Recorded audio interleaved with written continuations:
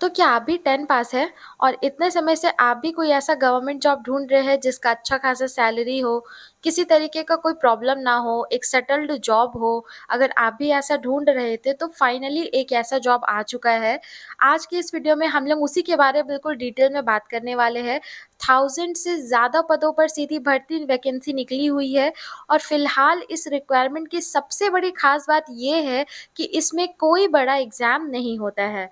ना ही कोई एग्ज़ाम का झंझट होता है, लेकिन ध्यान रखने वाला बात ये है कि इसका जो लास्ट डेट है वो बहुत ही करीब है और बहुत लोग तेज़ी से अप्लाई कर रहे हैं।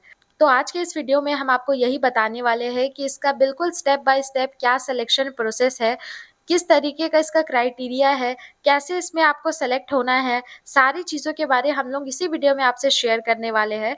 तो आप वीडियो को ज़रा-सा भी स्किप मत कीजिएगा और अगर जो आप चैनल पर नए हो तो वीडियो को लाइक करके चैनल को सब्सक्राइब करना मत भूलिएगा। तो शुरू करते हैं बिना टाइम वेस्ट किए। यहाँ पे आप देख सकते हैं, यहाँ पे हम लोग स्क्रीन पे आ चुके हैं। यहाँ पे जो लिखा हुआ है उसके अकॉर्डिंग 1000 से ज़्यादा पदों पर इसका वैकेंसी निकला हुआ है।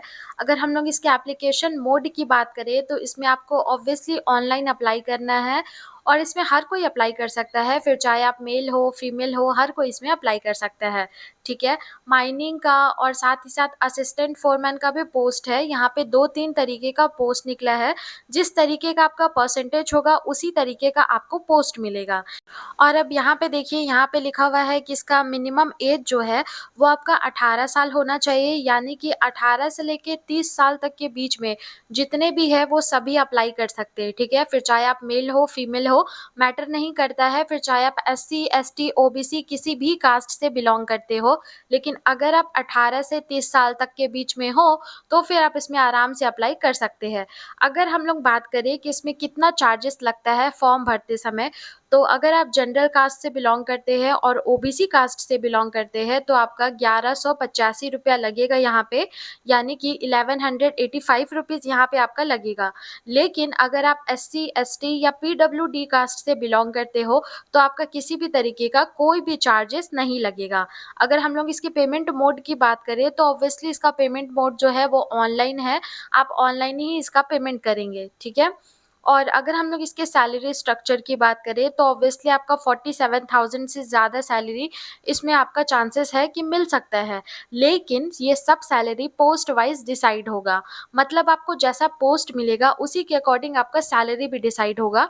तो ये एक सटीक सैलरी नहीं हो सकता है, लेकिन इतना तक सैलरी आपका जा सकता है, ठीक है। इसका जो ऑफ़िशियल नोटिफ़िकेशन है इसका लिंक हम ऑलरेडी डिस्क्रिप्शन में डाल चुके हैं, तो आप जा कर के वहाँ पे चेकआउट कर सकते हैं, जिससे कि आप इसके ऑफ़िशियल नोटिफ़िकेशन में जा कर के भी सैलरी स्ट्रक्चर के बारे, सारी चीज़ों के बारे आप देख सकते हैं। तो वो भी एक बार वॉच करना मत भूलिएगा, जिससे आपको भी और भी अच्छा नॉलेज मिलेगा। और अगर जो आप हमारे चैनल पर नए हो तो ज़रूर से आप हमारे चैनल को भी सब्सक्राइब कर लीजिए, क्योंकि इसमें आपको हर दिन ऐसी ही इंटरेस्टिंग वीडियोज़ देखने को मिलेगी। अब हम लोग समझते हैं कि इसका सिलेक्शन प्रोसेस क्या होगा, कैसे आपका सिलेक्शन होगा इसमें। तो सबसे पहले आपका एक सीबीटी टेस्ट होगा। सीबीटी टेस्ट हो जाने के बाद आपका एक इंटरव्यू होगा और इंटरव्यू हो जाने के बाद थर्ड में आपका एक डॉक्यूमेंट वेरिफिकेशन होगा।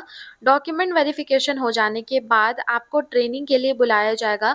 कुछ समय तक आपको ट्रेनिंग करवाया जाएगा और ट्रेनिंग करवाने के बाद फिर आपका सिलेक्शन जो है वो कन्फर्म किया जाएगा। यानी कि इसमें कुछ आपका लग सकता है कुछ 6 महीना, लेकिन हम आपको बता दें कि इसमें किसी भी तरीके का कोई भी एग्ज़ाम नहीं होता है। बस आपका यही 3-4 चीज़ हो जाने के बाद आपका सिलेक्शन जो है वो कन्फर्म कर दिया जाएगा। लेकिन अगर आपको अभी भी सिलेक्शन प्रोसेस से रिलेटेड कोई भी डाउट है तो फिर आप इसका ऑफ़िशियल नोटिफ़िकेशन को चेक कर सकते हैं, और या नहीं तो आप हमें कमेंट भी कर सकते हैं, जिससे कि हम आपको और भी विस्तार से चीज़ों के बारे में समझाएँगे।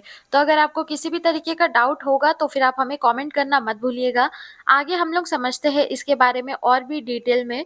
अब हम लोग समझते हैं इसके एजुकेशन क्वालिफ़िकेशन के बारे में। एजुकेशन क्वालिफ़िकेशन के तौर पे आपका 10 पास होना काफ़ी ज़्यादा ज़रूरी है। 10 पास के साथ-साथ आपका डिप्लोमा का डिग्री होना भी काफ़ी ज़्यादा ज़रूरी है।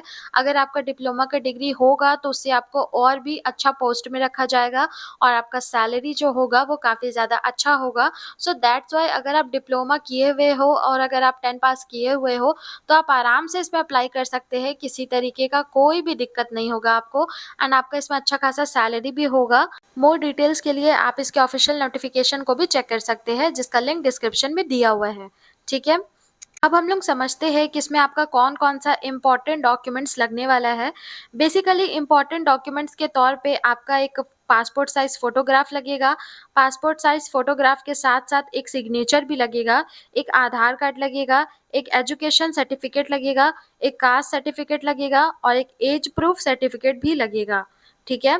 ये सारा चीज़ आपका तब लगेगा जब आप एप्लीकेशन फ़ॉर्म भर रहे होंगे।